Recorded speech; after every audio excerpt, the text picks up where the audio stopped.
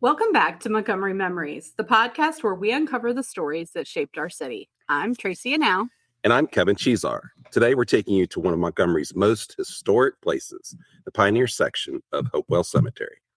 The Pioneer section holds the earliest settlers of Montgomery, and their stories tell us about courage, hardship, and community. Joining us today is a very special guest, Connie Gaylor. She's our executive assistant and clerk of council, so you've probably seen her around. Connie also serves as a sexton for the Hopewell Cemetery. She does want you to know that technically Brian Riblet, our city manager, serves as a sexton, and she is the designee. But Connie, thank you so much for joining us today. Thank you for inviting me. Great. Well, let's start just with the basics. Hopewell Cemetery is located at the intersection of Montgomery and Deerfield Roads. Can you tell us a little more about the cemetery, Connie? Sure can. So Hopewell Cemetery dates back to the early 1800s when the settlers moved to this location and built the first church. The cemetery kind of naturally sprung up around the church, which is kind of common during that time, for when cemeteries were developed. They were developed on church land. But the cemeteries really give, especially during that time, they gave a sense of community.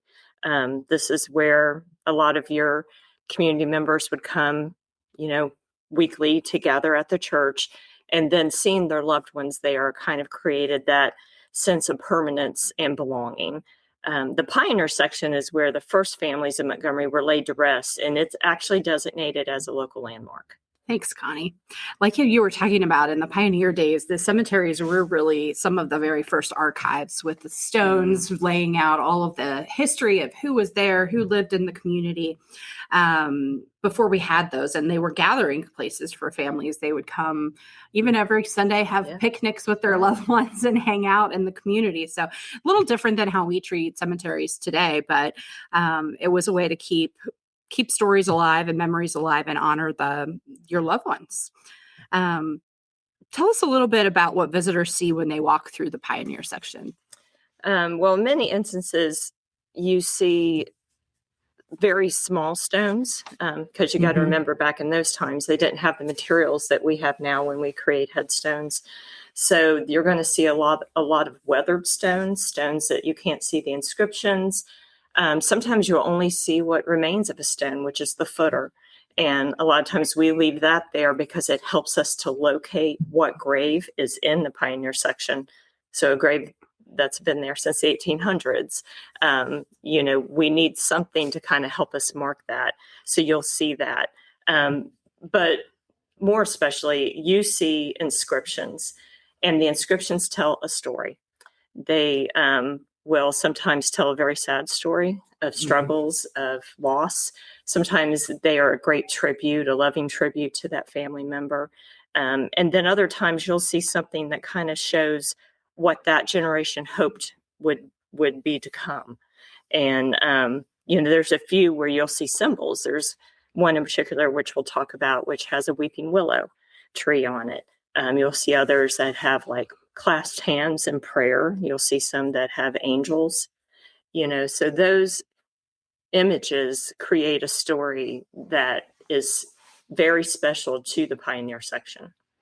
So Connie, when you were talking about that, it just reminded me to ask you this, because I'm sure people don't know this, is do we have a lot of records of those early days? How do you go back on some of these areas where there aren't headstones anymore and track who might be there?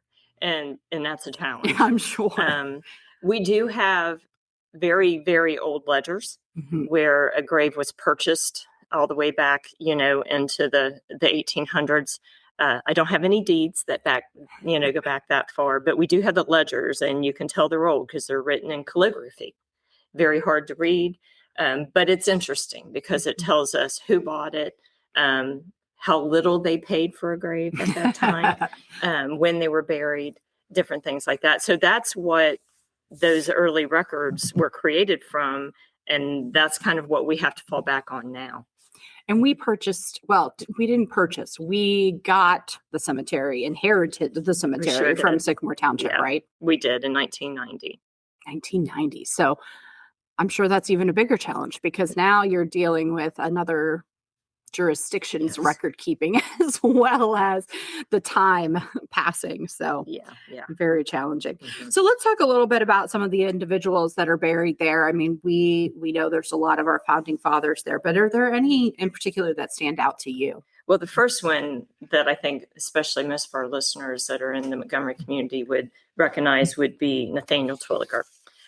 He was a Revolutionary War veteran and one of the first families to make their way here to Montgomery. And in fact, he filed the original town plat in 1802 and helped to establish the Hopewell Presbyterian Church that was there on the property.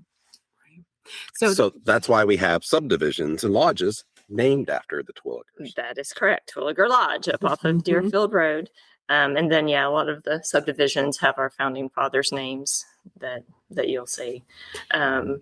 Also, you'll recognize, our listeners will recognize names like Snyder, Rusa, Weller from Weller Park, Radaball. Those are names of streets, so that all they may not realize that those are people buried in the Pioneer section, but those are our founding fathers that we memorialize on a street name or on a building.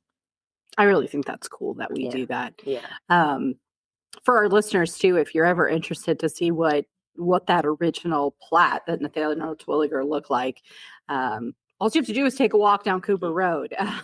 So all of those homes on Cooper, kind of east of Maine, are part of the original subdivision. You can really get a sense of how small the lots were when he laid it out. And so that whole entire downtown Maine and Cooper, was really the original intersection.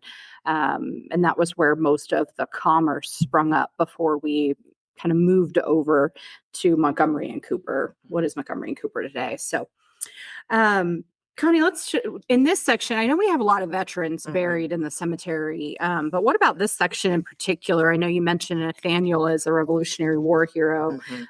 Do we have other Revolutionary War heroes or any other veterans buried in the Pioneer section? Oh, yeah, we have quite a few, several who fought in the War of 1812. We have 6 specific to the Revolutionary War that are buried there. And, when you go back to that section, and you look at it, you realize that, Montgomery started out as a small frontier town. It's not the thriving Montgomery Road that you see now. It was very much just a part of our national history that was beginning to unfold here in Montgomery. I think one of the most interesting things about the cemetery is it can really tell us the stories about what it was like here. We didn't have Shipped and Uber and all these fun things. It was hard. It was hard. Life was hard here in Montgomery. There were harsh winters. They lost children at a young age, disease and other threats.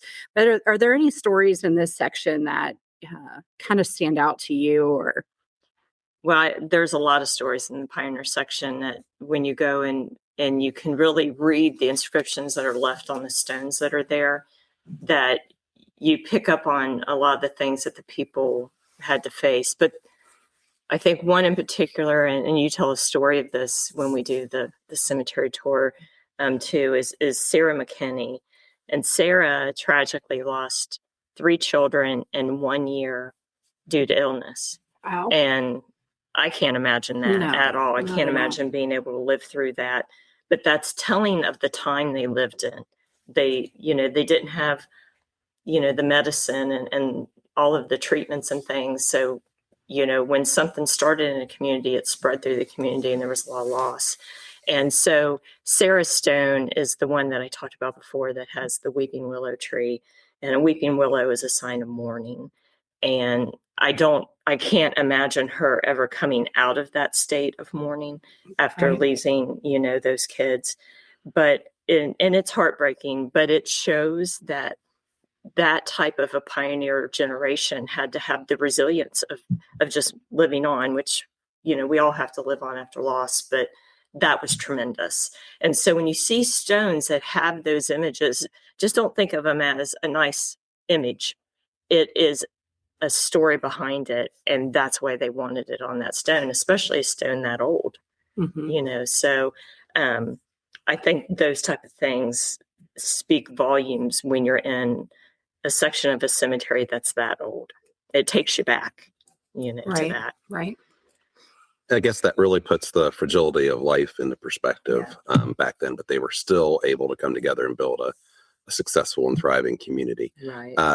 How do I believe some of these stones are 200 years old or so. Yeah. How do we still try to preserve them or keep them intact? Well, it's kind of tough, but luckily we've had some great partnerships with some volunteers who have a real passion for this, and some of it kind of relates to our veterans, not just the ones in the Pioneer section.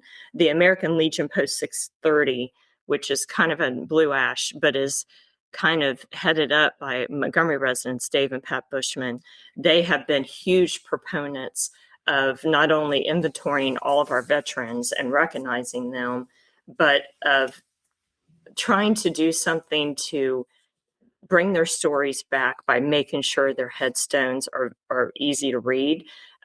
Pat's brother, Mike Downey, who lives in Michigan, actually has traveled down a couple times, and he has a method of pressure washing without damaging the stones that will take that mold and that residue that gets on them off, and then you're able to read it.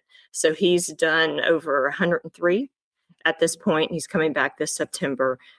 He's a veteran. He served in the Coast Guard. So this is his passion project of honoring veterans. He doesn't charge us anything. He travels down at his own expense, and he goes section by section.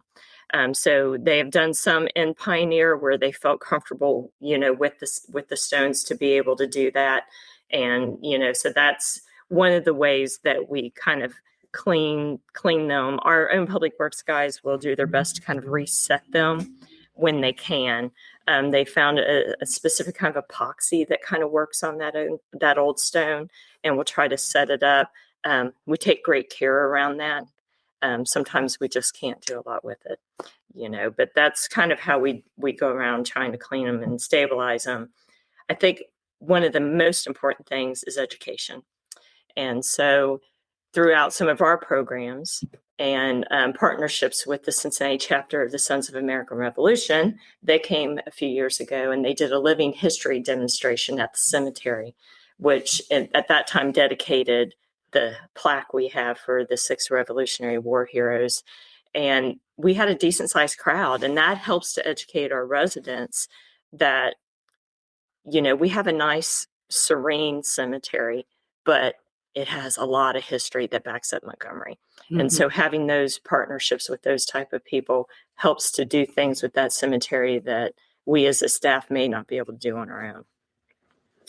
Yeah, Connie, I'm really glad you pointed that out, because we're so blessed here in Montgomery to have so many amazing volunteers, and these folks really have a passion for this, which I greatly admire. And they're not just preserving the stones, they're preserving our history and preserving the history for future generations, so we can continue telling these stories. Yeah. And, I think it's important to, when you're recognizing those stories, that you do so respectfully and take the time to read. Yeah. Just look at the stones. I've done that when we've gone through in preparations for the tours that we give there sometimes. I mean, the cemetery is still used as a recreational park space. A lot of people walk through there. Yeah, so absolutely. I would encourage anyone just to take your time. And it's a little bit rockier through that section of the cemetery. It's not as flat and smooth as some of the other sections. But no asphalt walking paths through that section. No. Yeah, but it's not disrespectful. Right. I want to say that for people to walk through and read. Right. Don't feel like you can't walk off the paved path. You can. Like Kevin says, be careful though, because some of those stones are really little. But you'll really get a bigger education about what Montgomery's all about when you do that. Yeah, so we've talked a little bit about tours that we have at this section. So we do have a tour. We call it Lanterns and Legends because we walk around the cemetery during the evening with lanterns. But we've been partnering with some fantastically talented actors.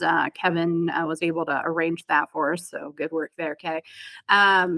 but they will play the part of some of these founding fathers. So we've done a lot of research, a lot of digging on ancestry and through our records and files to really recreate the story of some of these pioneers.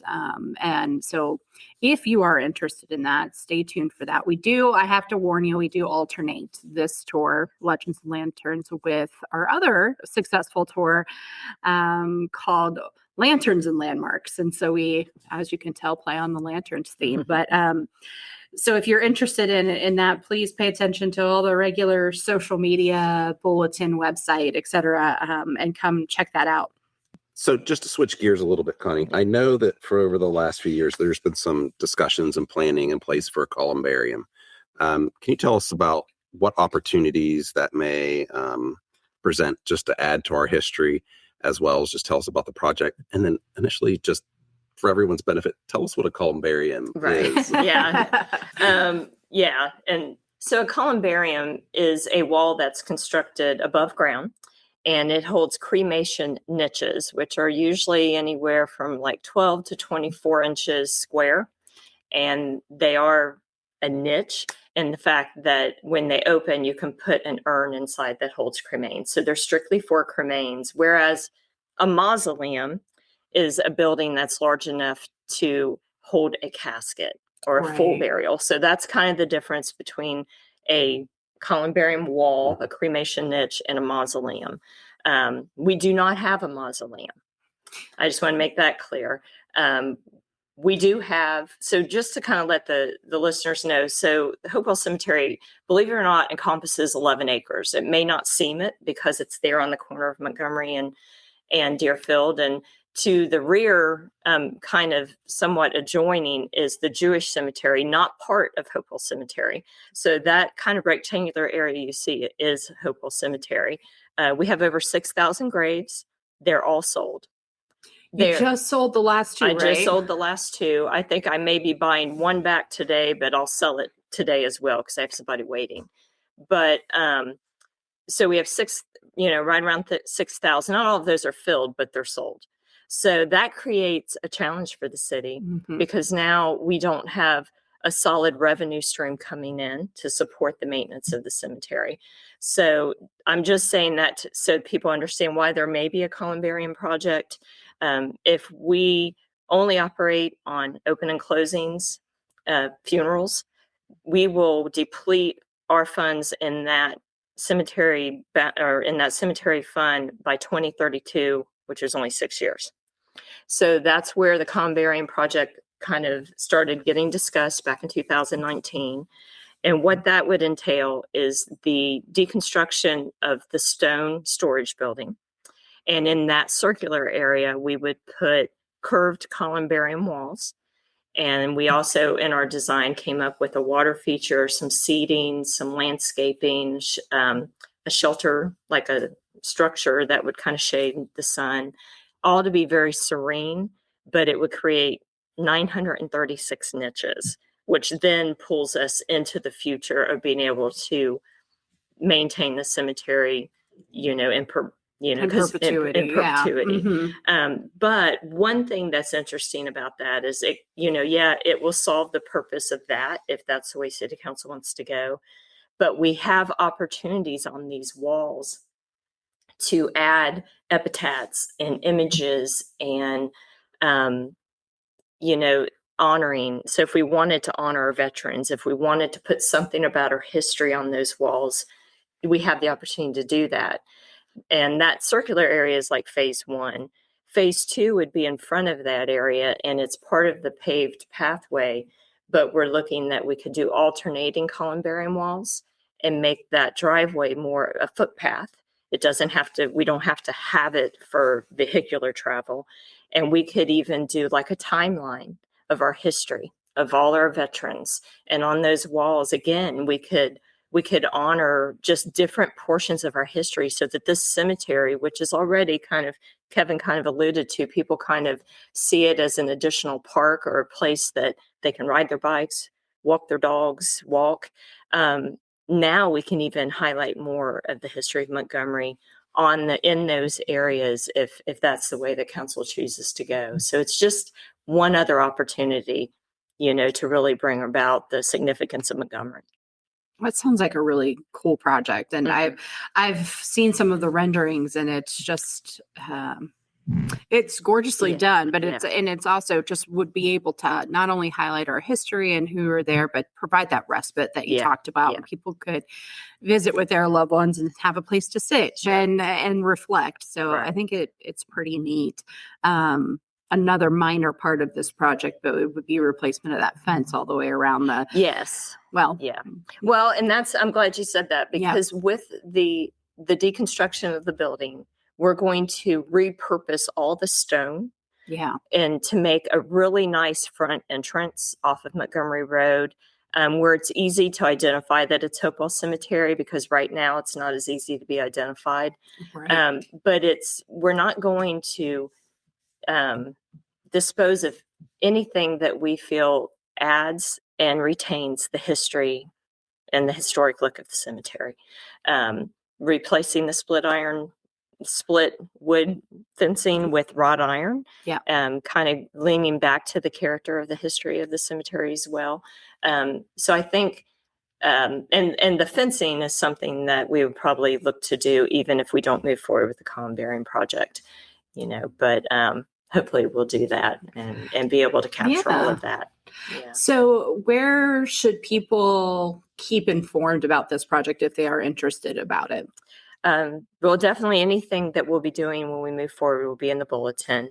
We did hold a couple of public open houses last year to just get feedback. Only got a handful of people, but if this is something that comes back around, then we'll definitely be working with Amy Frederick to put things in the bulletin or even some social media presence and share, those final designs and drawings and everything, if that's what council decides to do to move forward. So, Tracy, I do have a question for you. I didn't know what an angel garden was before I came to Montgomery. Can you help explain that? Because there is a section of the cemetery that is considered an angel garden, right? Yeah, that's a great question. So, if you're visiting the Pioneer section, you're going to see this kind of empty space over there where there's no tombstones or headstones. Primarily, that's the area where the first church was. So it was a log cabin church, and it wouldn't have, been around for a very long time. And once they moved down further south and built the Hopewell Presbyterian Church, there was no need for this church anymore. So it became kind of just this open area in the cemetery. But what they did end up using this section for was an angel garden. So for those who don't know what that is, it really is an area where children who passed away, like that were stillborn or passed away very, very early in life after a few days, that they would have buried them there. They would not necessarily have placed a headstone because, again, stillbirth, et cetera, they didn't treat it the same way that we kind of do today. So yes, there are remains in that area of infants, and then that's why you refer to it as an angel garden. And one of the things that we've talked about in this project that Connie mentioned is, do we pay tribute to that somehow, and whether that be a little plaque or a little respite area where people can sit and reflect. Typically, you'll see like little statues of like little cherubs in an angel garden, so that people are aware of that's what is before you, and you can kind of pay your respects to those children who didn't really make it very long in life. So it's very sad, but it's part of our history and part of the story of the pioneers. So something to definitely pay respect to, and for us to acknowledge when we do any upgrades to the cemetery. So great question. Thanks for asking. Yep. Thanks for giving some information about that area of the cemetery. Thanks, Connie. I think sharing your knowledge and passion about the cemetery it's evident how much you care about this, and the amount of care you give our residents when they come in is something to be admired. You're very empathetic and treat them so kindly at their darkest times. So we appreciate you immensely. And I hope that this helps people look at the cemetery a little bit differently and gets people interested in learning about the history just by taking a walk through the cemetery. Yeah. So thank you. Yeah. You're quite welcome. It's been my pleasure. Well, Connie, thank you again. And I want to thank our listeners for joining us for Montgomery Memories. If you have stories or questions, we'd love to hear from you. You can email us at memories@montgomeryohio.gov or connect on social media. And until next time, keep celebrating history.